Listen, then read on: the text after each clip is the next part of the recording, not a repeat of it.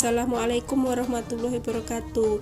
Apa kabar sahabat Eksis? Semoga kalian semua dalam keadaan sehat walafiat dan dimudahkan dalam setiap urusannya. Amin amin amin ya robbal alamin. Kisah kali ini adalah Pintu Akhirat.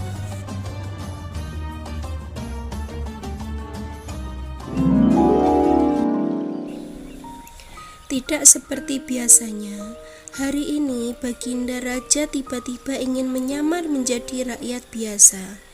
Beliau ingin menyaksikan kehidupan di luar istana tanpa sepengetahuan siapapun agar dia bisa lebih leluasa bergerak. Baginda mulai keluar istana dengan pakaian yang amat sangat sederhana, layaknya seperti rakyat biasa.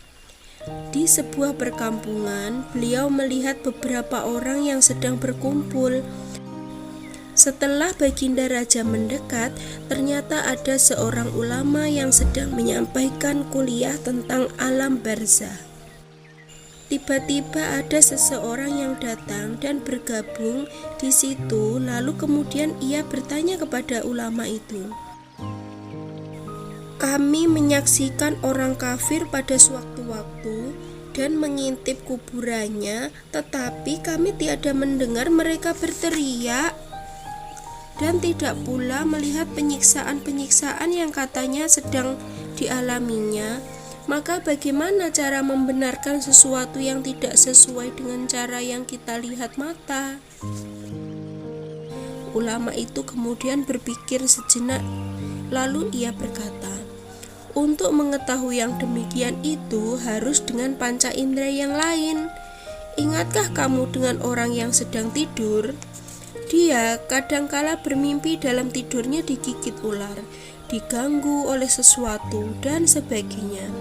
Ia juga merasa sakit dan takut saat itu. Bahkan dia bisa memekik, berteriak, dan berkeringat bercucuran pada keningnya.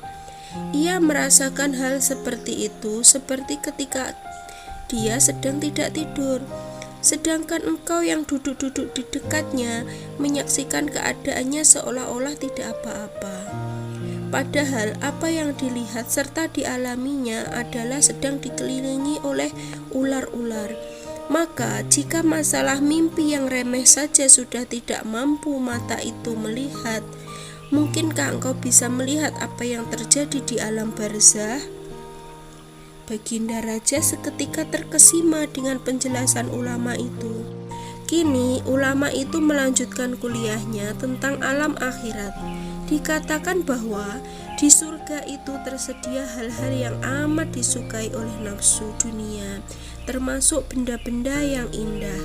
Salah satu benda-benda itu adalah mahkota yang amat luar biasa indahnya. Tak ada yang lebih indah dari barang-barang di surga, karena barang-barang itu tercipta dari cahaya. Saking indahnya, maka satu mahkota jauh lebih bagus daripada dunia dan seisinya. Baginda pun makin terkesan. Kemudian beliau pulang kembali ke istana. Baginda sudah tidak sabar ingin menguji kemampuan Abu Nawas. Lalu Abu Nawas pun dipanggil. Setelah Abu Nawas datang dan menghadap Baginda Raja, Baginda pun berkata, "Aku menginginkan engkau sekarang juga berangkat ke surga. Kemudian bawakan aku sebuah mahkota yang bagus yang katanya tercipta dari cahaya itu. Apakah engkau sanggup, wahai Abu Nawas?" "Sanggup, Paduka yang mulia," kata Abu Nawas, langsung menyanggupi tugas mustahil yang diperintahkan oleh raja tersebut. "Tapi Baginda harus menyanggupi pula satu syarat yang akan hamba ajukan," jawab Abu Nawas. "Sebutkanlah syarat itu," kata Baginda Raja. "Hamba mohon Baginda menyediakan pintunya agar hamba bisa memasukinya." "Pintu apakah itu?" tanya Baginda belum mengerti. "Pintu alam akhirat, wahai Baginda." "Pintu apakah itu?" tanya Baginda belum mengerti. "Pintu alam akhirat," jawab Abu Nawas. "Apa itu?" tanya Baginda ingin tahu. kiamat. Wahai Paduka yang mulia, masing-masing alam itu mempunyai pintu. Pintu alam dunia adalah liang peranakan ibu. Pintu alam barzah itu adalah kematian.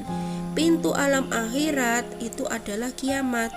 Surga berada di alam akhirat. Bila baginda masih tetap menghendaki hamba mengambilkan sebuah mahkota di surga, maka dunia harus kiamat terlebih dahulu yang mulia. Mendengar penjelasan Abu Nawas, Baginda Raja kemudian terdiam. Di sela-sela kebingungan Baginda Raja Harun ar-Rasyid, Abu Nawas bertanya lagi, "Masihkah Baginda menginginkan mahkota dari surga?"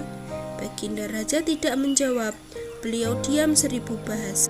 Sejenak kemudian, Abu Nawas mohon diri karena Abu Nawas sudah tahu jawabannya. Karena tidak mungkin manusia itu bisa membuat hari kiamat, karena hari kiamat itu adalah sudah ditentukan oleh Allah Azza wa Jalla. Baiklah sahabat Eksis, kiranya inilah kisah kali ini dan sampai jumpa pada kisah-kisah yang lainnya. Wassalamualaikum warahmatullahi wabarakatuh.